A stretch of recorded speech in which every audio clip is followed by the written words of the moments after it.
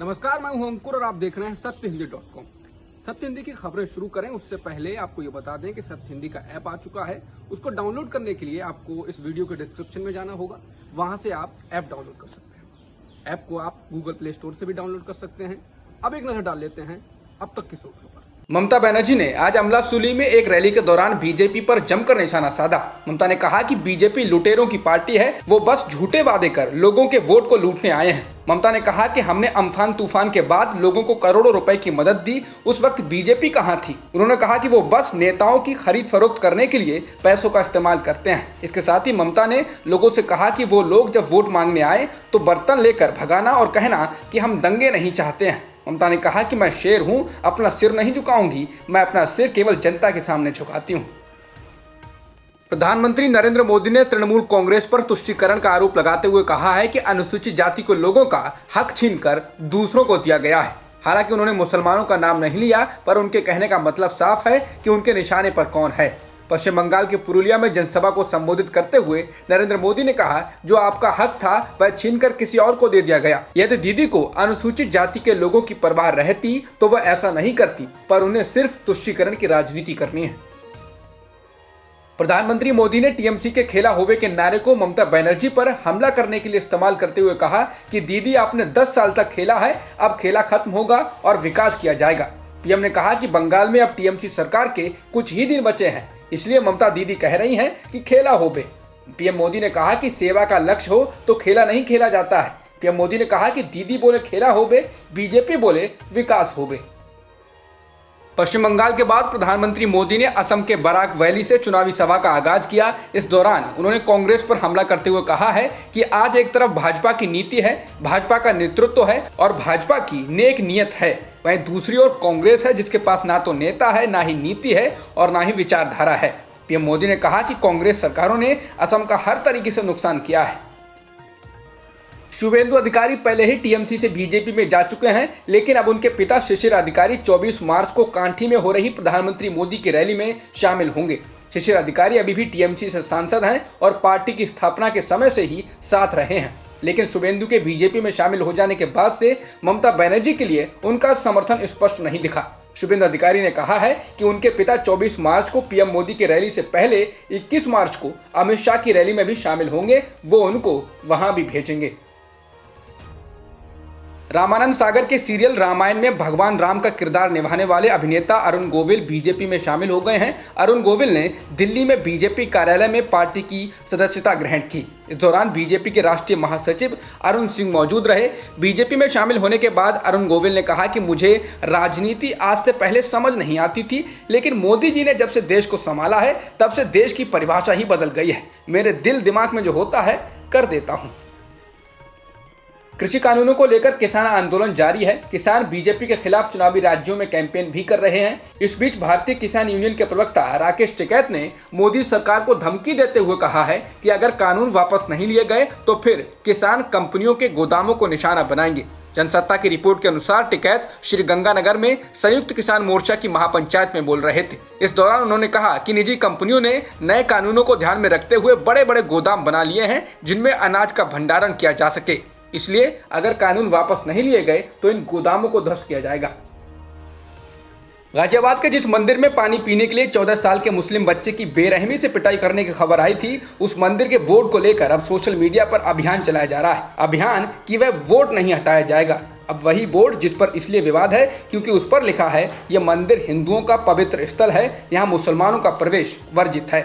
आदेशानुसार नरसिंगानंद सरस्वती, ये मामला उससे जुड़ा है जिसमें एक पिटाई का वीडियो सोशल मीडिया पर वायरल हुआ था।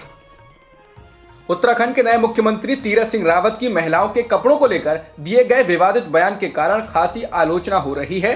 नए मुख्यमंत्री बने रावत ने मंगलवार को एक कार्यक्रम में कहा था कि एनजीओ चलाने वाली एक महिला की फटी जींस को देखकर वह हैरान रह गए थे।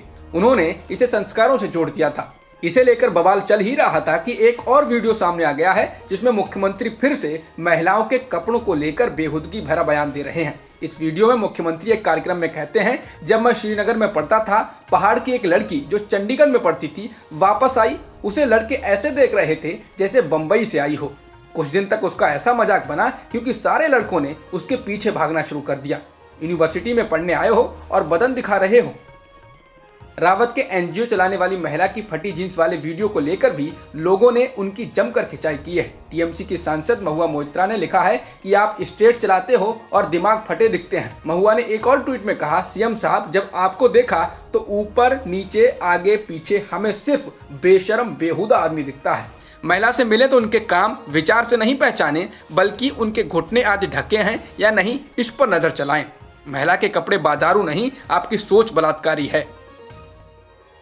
यौन उत्पीड़न मामले में मध्य प्रदेश हाई कोर्ट के आदेश को आज सुप्रीम कोर्ट ने पलट दिया है। हाई कोर्ट ने यौन दुर्व्यवहार के आरोपी को पीड़िता को राखी बांधने की शर्त पर जमानत देने को कहा था, जिसके खिलाफ 9 महिला वकीलों ने सुप्रीम कोर्ट का रुख किया था। इसी याचिका पर सुनवाई करते हुए कोर्ट ने हाई कोर्ट के आदेश को रद्द कर दिया। साथ ही ऐसे अपराधों में स्टीरियोटाइप टिप्पणियों से बचने को कहा। बता दें, मध्य प्रदेश हाई कोर्ट ने महिला के घर में घुसकर छेड़छाड़ करने वाले विक्रम बागरी को इस शर्त पर जमानत दी थी कि वो रक्षाबंधन पर पीड़िता के घर जाकर उससे राखी बंधवाएगा और रक्षा का वचन देगा।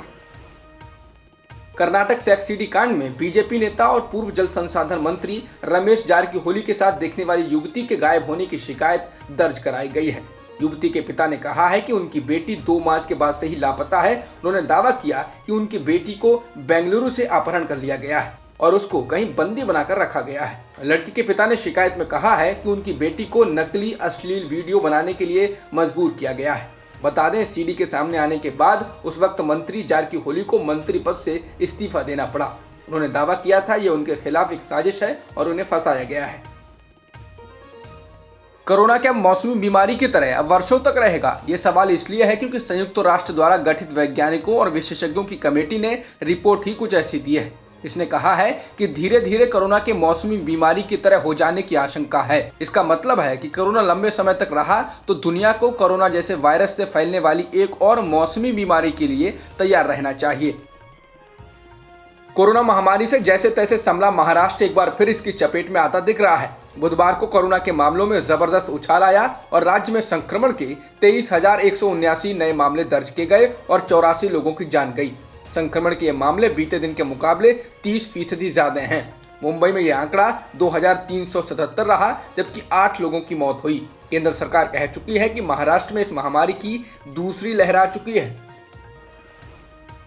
भारत में पिछले एक दिन में 35,871 कोरोना संक्रमण के नए मामले दर्ज किए गए हैं और 172 लोगों की जान गई है। इसके साथ ही देश में कुल संक्रमितों का आंकड़ा 1,14,74,000 के पार हो गया है और मृतकों की संख्या भी 1,59,000 के पार हो चुकी है। बता दें, पिछले 8 दिनों में लगातार देश में 20,000 से अधिक मामले दर्ज किए गए हैं। भारत पाकिस्तान के बीच व्यापार को लेकर पाकिस्तान के प्रधानमंत्री इमरान खान ने कहा है कि अगर भारत की ओर से कोई कदम उठाया जाता है और अगर कश्मीर समस्या का समाधान हो जाता है तो इससे पूरे क्षेत्र का फायदा होगा। इमरान का बयान भारत के साथ पाकिस्तान के सुधरते रिश्तों की दिशा में उठाए जा रहे कदमों के बीच आया है। अभी पाकिस्तान की एक घुड़सवार टीम भारत आई थी। इससे पहले बॉर्डर पर शांति बहाली को लेकर बातचीत हो चुकी है और तब से LOC पर सीज फायर है। इमरान ने कहा है कि अगर भारत के पाकिस्तान के साथ संबंध अच्छे होते हैं तो भारत को भी सेंट्रल एशिया में कनेक्टिविटी और व्यापार में फायदा होगा। अब तक की खबरों में इतना ही। बाकी खबरों के लिए बने रहिए सत्यहिंदी.com के साथ।